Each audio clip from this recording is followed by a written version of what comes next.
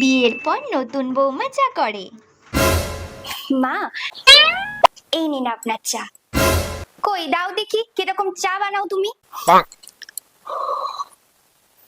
বাহ, চা খানা তো বেশ ভালো বানিয়েছো। বলছি আজকে কি রান্না করব?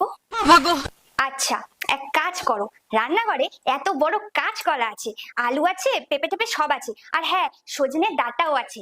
সব দিয়ে একটা শুক্তো বানাও, আজ দুপুরে ভালো করে ভাত আর শুক্তো খাবো। আচ্ছা ঠিক আছে। বৌমা যখন পুরনো হয়ে যায়। কি গো বৌমা, কটা বাজে দেখেছো? এখনো রান্না বান্না বসাওনি তুমি? কখন রান্না করবে? খিদে তো আমার পেটটা চুচুই চুচুই করছে। আমি আমার খাবারটা বাইরে থেকে অনলাইনে অর্ডার দিয়ে দিয়েছি মা। ও, আপনি তো আবার বাইরের খাবার খান না।